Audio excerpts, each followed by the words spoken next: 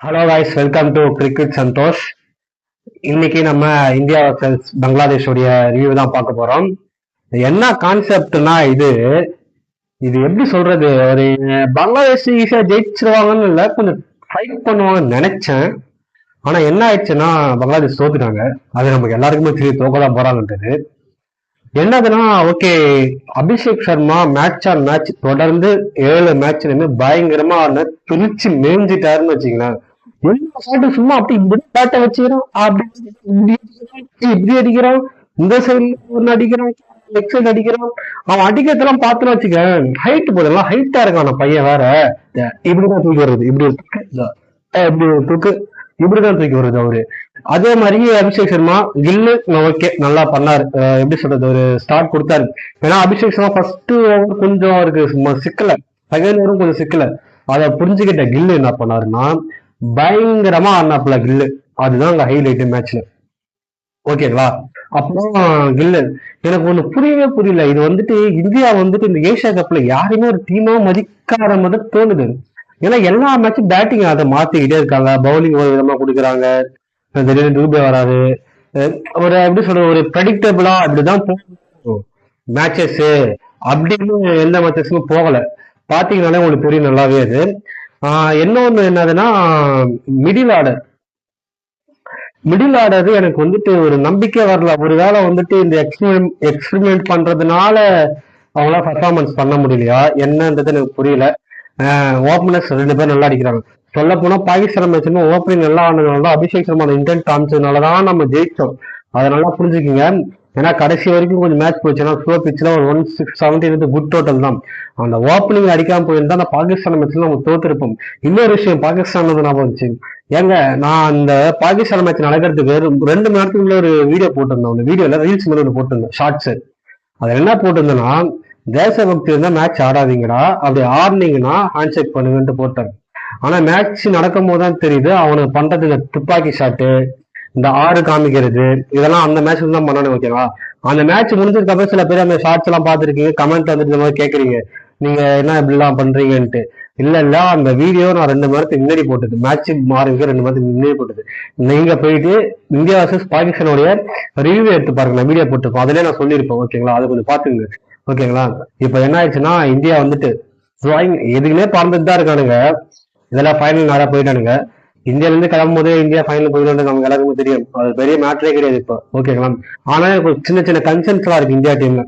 என்னடா அது மேட்ச் ஜெயிச்சு என்னடா இந்தியாவுக்கு திரும்ப குறை சொல்றதுனால மிடில் ஆர்டர். இப்போ மிடில் ஆர்டர்ல என்ன கன்சர்ன்னா, சூரியகுமார் யாதவ் அவருடைய லாஸ்ட் 9 இன்னிங்ஸ் ஆடினால அந்த 9 இன்னிங்ஸ்ல 89 ரன்னு, 112 ஸ்ட்ரைக் ரேட்டு, ஆவரேஜ் 12 தான். ஒரு மேட்சுக்கு 12 ரன் தான் அடிக்கிறாரு. அவருடைய ஃபார்ம் கன்சர்ன் தான். அவரு அவுட் ஆஃப் ஃபார்ம்ல தான் இருக்காரு. ஐபிஎல் பால்ன்றது வேற, இன்டர்நேஷனல் கிரிக்கெட் வேற. ஓகேங்களா? நான் ஏன் சொல்றேன்னா, அவர் எப்ப கேப்டன்சி எடுத்தாரோ அதுல இருந்து சூரியகுமார் ஃபார்ம் டிப் ஆயிருச்சு. அதுதான் உண்மை. அவர் ஃபார்முக்கு ஆகணும், கண்டிப்பா வந்துதான் ஆகணும் ஃபார்முக்கு. அது மட்டும் இல்லாம மிடில் ஆர்டர்ல இந்தியாவோட மிடில் ஆர்டர்ல கொஞ்சம் செட் ஆகாத மாதிரி எனக்கு ஜெல் ஆகுது. ஏன் காரணம்னா சஞ்சு சாம்சன். எனக்கு ஒண்ணு புரியல, சஞ்சு சாம்சன் 5வதுல இறக்குறீங்க, அப்புறம் அக்ஷர் பட்ல ப்ரொமோஷன் கொடுக்குறீங்க, இல்ல அவரை டிமோட்டிவேட் பண்றீங்களா, இல்ல அவருக்கு என்ன எனக்கு புரியல. சஞ்சு சாம்சன் வச்சுட்டு ஏதோ தாய கட்டாற மாதிரி இப்படி விட்டுறீங்க, இந்த கொடுத்து விட்டுறீங்க, என்ன கான்செப்ட்னே எனக்கு புரியல. ஒரு மேட்ச் 1 டவுன் அடிக்க விடுறீங்க. நேற்று போன மேட்ச்ல 5 டவுன் வந்தாரு, இந்த மேட்ச் ஆள் 8 டவுன் போயிட்டாரு. என்ன கதைனே எனக்கு புரியல. அதே மாதிரி சூரியகுமார் யாதவ். ஓகேங்களா? அவரோட ஃபார்ம் கன்சர்ன்ல இருக்குது. ஓகேங்களா? திலக் வர்மா நல்ல ஆட்டுனா பையன் 1 டவுன்ல. இப்ப அவர் 1 டவுன் போவாரா, இல்ல இவர் சூரியகுமார் 1 டவுன் போவாரான்னு தெரியல. சம்மந்தமே நம்மளுக்கு டூபே வந்தான் 1 டவுன். அது அது ஏன் வந்தான்றது எனக்கே தெரியல. டூபே எதுக்கு வந்தான் 1 டவுன்றதான் எனக்கு தெரியல. அது ஒரு ஆல்ரவுண்டரா இருக்கான், இவன் எந்த இடத்துல அடிப்பானா அடிக்க மாட்டானா டெஸ்ட் பண்ற மாதிரி தான் இருந்துச்சு. ஓகேங்களா? ஆனாலுமே என்ன கான்செப்ட்னா அவனும் அவுட் ஆயிட்டு போயிட்டான். எனக்கு தெரிஞ்சு டூபே ஃபாஸ்ட் பவுலர்ஸோட ஸ்பின்னர்ஸுக்கு தான் இந்த வருஷம் போல ஐபிஎல் சேர்த்து தான் அதிகமா அவுட் ஆகிட்டு, அந்த எக்ஸ்பெரிமெண்ட் ஃபெயில் ஆயிடுச்சு.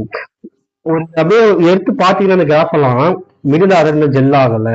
ஹார்டிக் பாண்டியா அடிச்சாரு 29 பால்ல 32, அதுவும் ஒரு கன்சர்ன் தான். எல்லா ஷாட்ஸும் நல்லா தான் இருந்தது, அதுவும் ஒரு கன்சர்ன் தான். டூபே ஒரு கன்சர்ன்ல இருக்காரு. சஞ்சு சாம்சன் நல்லா தான் ஆடுறாரு, ஆனா அவரை நீங்க எங்க ஆட வைப்பீங்க? ஒன்றரை ஆட வச்சா சூரியகுமார் கீழே போகணும், திலக் வர்மா கீழே போகணும், அப்புறம் அப்படியே ஆர்டர் மாறுது. தூபே கீழே போகணும், ஹார்திக் பாண்டியா கீழே போகணும். அதுக்கு பேசாம சஞ்சுக்கு பதில் ஜித்தேஷ் ஆடலாம். நீங்க ஏன் சஞ்சு ஆடுறீங்கன்னு தெரியுமா? நீங்க சஞ்சு ஆடுறதுக்கு காரணம் அவரை டிராப் பண்ண முடியாது. நீங்க ஆல்ரெடி ஒரு ப்ராமிஸ் கொடுத்துட்டீங்க. இப்போ கில்ல வந்துட்டு நீங்க T20 கொண்டு வந்து கொஞ்சம் அவர் க்ரோ ஒரு ஃபியூச்சரா பார்க்கணுன்றதுக்காக வேற வழி இல்லாம கொண்டு வந்துட்டீங்க. இவருக்கு ஒரு ப்ராமிசிங் சாரி சொல்ல முடியாதுல ஒரே ஒரு காரணம். ஏன்னா ஜித்தேஷனுடைய ஃபார்ம் IPL நீங்க எடுத்து பாருங்க. அவன் ஆடுற பால் 2 பால் 3 பால் 4 பால் இருக்கும், அடிக்கதான் 20 ரன் எடுத்துட்டு போயிடுவான். ஓகேங்களா? அந்த ஃபார்முக்கு பார்த்து உட்கார வைக்கிறீங்க. இதெல்லாமே ஒரு கன்சர்னா இருக்கு.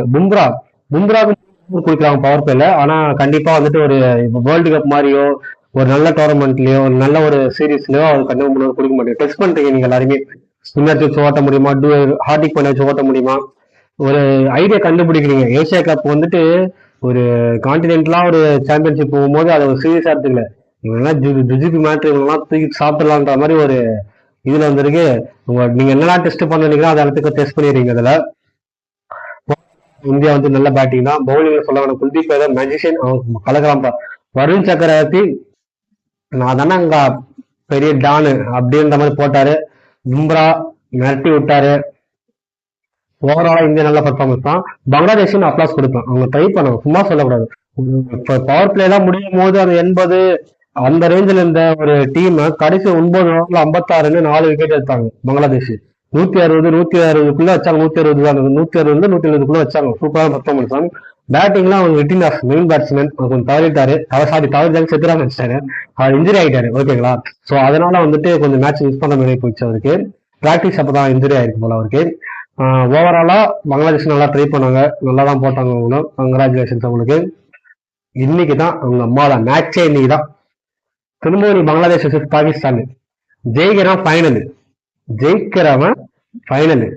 பாகிஸ்தான் வரணும்னு ஆசைப்படுறீங்களா இல்ல பங்களாதேஷ் வரணும்னு ஆசைப்படுறீங்களா? அதை நீங்க கமெண்ட்ல சொல்லுங்க மறக்காம. ஓகேங்களா? இன்னைக்கு புலிப்படைக்கும் அந்த அதான் இந்த 6-6 இந்த ராக்கெட் விடுறது இந்த சுட்டு காமிக்கிற படைக்கும் மேட்ச். இன்னைக்கு அவன் ஜெயிக்க போறான். அவன் ஜெயிக்கிறான் ஃபைனல். என்ன என்னை கேட்டீங்கன்னா பாகிஸ்தான் வரணும் ஃபைனல். ஆனா நான் இந்த ப்ரீவியஸ் அந்த இந்தியா வர்சஸ் பாகிஸ்தான் இதுல சொல்லியிருந்தேன் ஃபைனல் வந்து அவனுக்கு ஜெயிக்க வாய்ப்பு அதிகமா இருக்கு. வந்து பார்ப்போம் எப்படிதான் மேட்ச் பண்ணுது. எனக்கு ஜெயிக்கிறது தோக்கிறதோட ஒரு ஃபைட் வரும். அந்த ஃபைட்டு இந்தியா டீம் கூட யாருமே கொடுக்கறது இல்லை. பங்களாதேஷ் காலத்துல பாத்தீங்கன்னா எல்லா டோர்னமெண்ட்டும் வந்து ஏதாவது ஒரு பண்ணிட்டு போயிடணும் இந்தியா டீம். அந்த மாதிரிதான் இன்னைக்கு மேட்ச்ல. நீங்க மேட்ச் எனக்கு தெரிஞ்சு பாகிஸ்தான் ஜெயிச்சிருவாங்கப்பா. ஷோலாம் நீங்க மேட்ச் பாகிஸ்தான் ஜெயிச்சிருவாங்க. அதுதான் என்னுடைய ஏன்னா சொல்லுது, எனக்கு என்னமோ தோணுது. ஆனா பாகிஸ்தான்ல பார்த்தாலும் அவனுக்கு அடிக்கல ஒரு ஆஹா இந்த பேட்ஸ்மேனை பார்த்தா பயப்படா இருக்குதுடா, அச்சு கிழிச்சிருவான்டா அந்த மாதிரி சொல்ற ஒரு பேட்ஸ்மேன் நீங்க டீம்ல எடுக்கலாம். நீங்க இப்போ நீங்க ஸ்ரீலங்காவை எடுக்கலாம். ஸ்ரீலங்கா 10 நிமிஷம் உங்களுக்கு கேரண்டே சொல்லலாம். இந்தியா எடுத்தீங்கன்னா அபிஷேக் சர்மா சொல்லலாம், ஏன்னா அவன் தான் எல்லா மேட்ச் பர்ஃபார்மன்ஸ் இருக்கான். இப்போ யூஎன் எடுத்தீங்கன்னா வசீம் சொல்லிட்டு ஒருத்தர் இருக்கான், அவனும் அடிப்பான். ஓமான்லாம் அந்த பேர் போய் தெரியல, அவனும் அடிப்பான். பங்களாதேஷ்ல நீங்க எட்டின் சொல்லலாம். ஓகேங்களா? அப்புறம் என்னென்ன டீம்லாம் இருக்குன்னு தெரியல, ஞாபகம் இல்லையே. என்னென்ன டீம் இந்த பாகிஸ்தானை மட்டும் ஏன் அடிப்பாட்ட சொல்லவே முடியல. எனக்கு என்ன ஒரு ஃபைனல் கீழே வந்துட்டு இங்க சாய் மாய்ப்பு மாட்டிக்குமோன்னு தோணுது. அந்த பையன் போட்டு பிறந்துருவான்னு எனக்கு தோணுது. ஏதோ மாட்டிப்பானா தெரியல. ஆனா எனக்கு வந்துட்டு இந்த ஜெயிக்கிறது தோகிறது என்ன, நான் இந்தியா சப்போர்ட் தான். ஞாபகம் வச்சு திரும்ப எதுக்கு கழிவு ஊத்தாங்க கமெண்ட்ல. இந்தியா சப்போர்ட் தான். எனக்கு அந்த மேட்ச் ஒரு கிளாஷ் வரும், அந்த ஃபைட்டே இல்லாம போகுது. ஒருத்தர் நம்ம சாவடிக்கிறனா கூட அவன் நமக்குள்ள சண்டை செஞ்சு ஒரு உடம்பு 4 கீழே விழுந்தாதான் நமக்கே வந்துட்டு அவனை ஜெயிச்சதுக்கு ஒரு இது தோணும். அந்த மாதிரி இருக்கிற மேட்ச் தான். அந்த மாதிரி ஒரு ஃபைட் அண்ட் கிளாஷ் எனக்கு வேணும். பார்க்கலாம் இன்னைக்கு யார் ஜெயிக்கிறாங்க. அவங்க ஃபைனல் சண்டே இந்தியா கூட மோதுவாங்க. உங்களை நீங்க சப்ஸ்கிரைப் பண்ணுங்க. உங்களை ஒவ்வொரு சப்ஸ்கிரைபரும் தேவை. எனக்கு ஆதரவு கொடுங்க, உங்களை வேண்டி கேட்டுக்கிறேன். Thank you for support and like share பண்ணுங்க.